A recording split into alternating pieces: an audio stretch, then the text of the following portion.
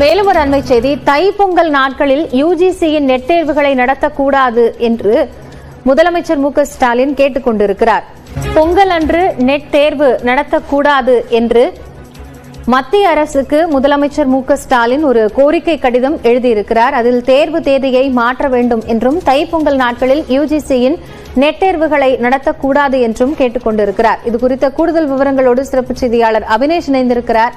அவரோடு பேசலாம். அபினேஷ், இந்த கடிதத்தில் முதலமைச்சர் என்னென்ன குறிப்பிட்டிருக்கிறார்? தமிழ்நாட்டில் தைப்பொங்கல் கொண்டாடும் ஜனவரி 14ஆம் தேதி உட்பட நாட்களில் தேசிய தேர்வு முகமையால் நடத்த திட்டமிட்டுள்ள யுஜிசி நெட் தேர்வுகளை வேறொரு நாளுக்கு மாற்றியமைக்க கோரிக்கையை முன்வைத்து முதலமைச்சர் மு.க.ஸ்டாலின் மத்திய கல்வித்துறை அமைச்சர் தர்மேந்திர பிரதானுக்கு கடிதம் எழுதியிருக்கிறார்.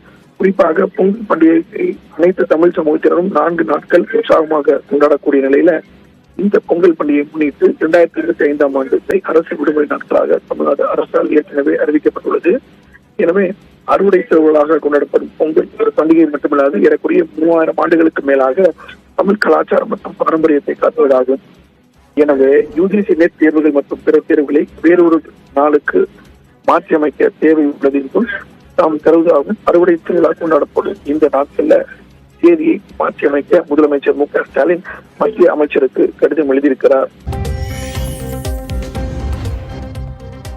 பொங்கல் பண்டிகையொட்டி தென் மாவட்டங்களுக்கு 7 சிறப்பு ரயில்கள் முன்பதிவு தொடங்கிய சில நிமிடங்களில் டிக்கெட்டுகள் விற்று தீர்ந்தன.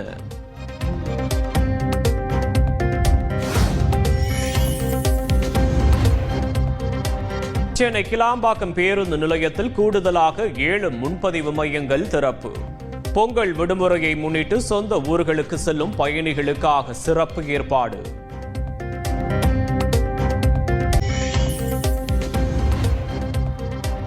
மதுரை மாவட்டம் திருமங்கலத்தில் களை கட்டிய வாராந்திர ஆட்டு சந்தை. பொங்கல் பண்டிகையை முன்னிட்டு ஒரே நாளில் 4 கோடி ரூபாய்க்கு மேல் ஆடுகள் விற்பனை. விவசாயிகள் மகிழ்ச்சி.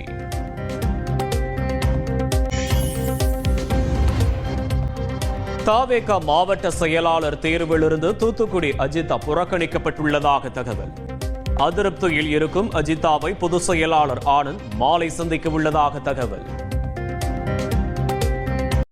மத்திய அரசிடமிருந்து போதிய பேரிடர் நிவாரண நிதி வராத காரணத்தால் பொங்கல் தொகுப்பில் 1000 ரூபாய் வழங்கப்பட முடியாத சூழல் ஏற்பட்டிருப்பதாக அமைச்சர் தங்கம் தென்னரசு கூறியுள்ளார். புயல், மழை உள்ளிட்ட பேரிடர்களுக்கு மாநில நிதியிலிருந்து செலவிடப்பட்டிருப்பதால் நிதி நெருக்கடி அரசுக்கு ஏற்பட்டிருப்பதாகவும் விளக்கமளித்தார். நமக்கு ஒன்றிய அரசிலிருந்து நமக்கு கொடுத்திருக்கிறது பேரிடர் நிவாரண நிதியிலிருந்து நமக்கு இதுவரை வந்திருக்கிறது 276 கோடி தான் வந்திருக்கு. நம்ம கேட்டிருக்கிறது 37,906 கோடி ரூபாய். முதல்ல இருக்கக்கூடிய அந்த பேரிழிவுகளுக்கு பெஞ்சல் புயலுக்கு ஒரு 6,625. எனவே பொங்கல் தொகுப்பை பொறுத்த மட்டில் நாம் இந்த ஆண்டு அதை வழங்குவதற்கான ஒரு நிதிச்சுமையின் காரணமான ஒரு கடினமான சூழ்நிலை ஏற்பட்டாலும் தண்டனைகள் கடுமையாக்கப்பட்டு சட்ட திருத்த மசோதா பேரவையில் தமிழக முதலமைச்சர் தாக்கல் செய்திருக்கிறார். முடியாத குற்றம். இத்தகைய கொடூர குற்றங்களில் ஈடுபடுவோருக்கு வழங்க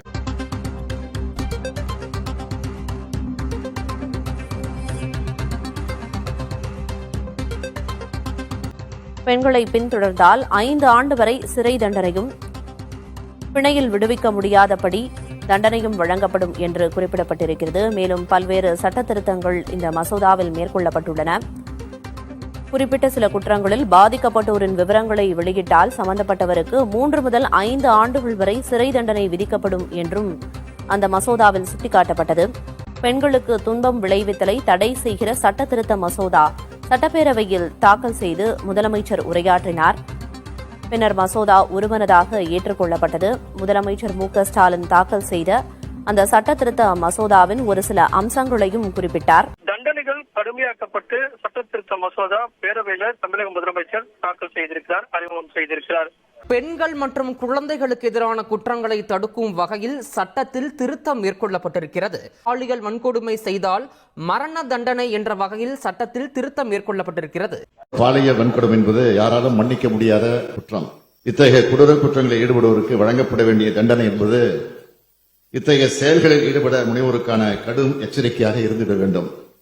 இந்த வகையில் பிஎன்எஸ் சட்டத்தின் கீழும் நமது மாநில அரசு சட்டங்களின் கீழும் ஏற்கனவே இத்தகைய குற்றங்களுக்கு தண்டனைகள் வரையறுக்கப்பட்டிருந்தாலும் இத்தண்டனைகளை மேலும் கடுமையாக்கிட வேண்டிய அவசியம் உள்ளதாகவே இந்த அரசு கருதுகிறது.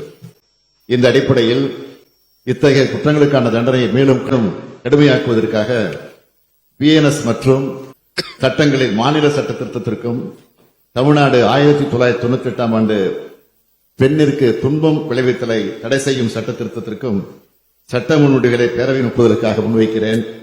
அனைத்து உறுப்பினர்களும் இதற்கு ஒப்புதல் அளிக்க வேண்டும் என்று கேட்டு அமைகிறேன். இப்போ ஒரு பொண்ணு பின்னாடி ஃபாலோ பண்ணிட்டு போனாலே அவங்களுக்கு பாத்தீங்கன்னா 5 வருஷம் சிறை தண்டனை சொல்லியிருக்காங்க. அப்படியா? ஆமா. சோ இதை எப்படி நீங்க பாக்குறீங்க? அது தப்பு இல்ல.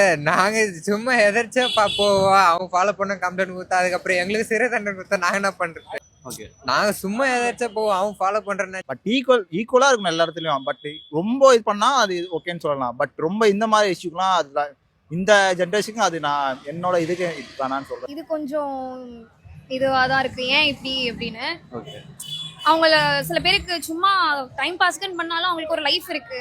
ஃபாலோ பண்ணாங்கன்னு கம்ப்ளைண்ட் பண்ணி அவங்க ஸ்டேஷன்லாம் போய் ஜெயிலாம் போயிட்டாங்கன்னா அவங்க ஃபியூச்சரே போயிடும். ஸோ இது வேண்டாம், ஜெயில் மாதிரி வேண்டாம் அப்படின்னு.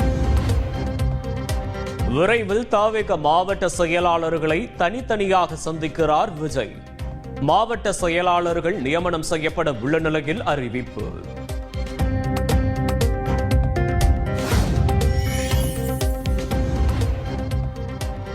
ஈரோடு கிழக்கு தொகுதி இடைத்தேர்தலுக்கான வேட்புமனு தாக்கல் இன்று தொடங்கியது. முதல் நாளில் சுயேட்சையாக போட்டியிட சிலர் வேட்புமனு தாக்கல் செய்தனர்.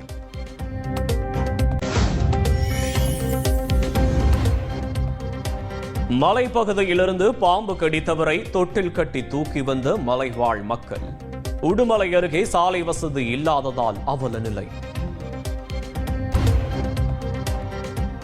திருச்சி டோல்கேட் அருகே நாய் குரைத்ததால் ஏற்பட்ட தகராறில் தாக்குதல்.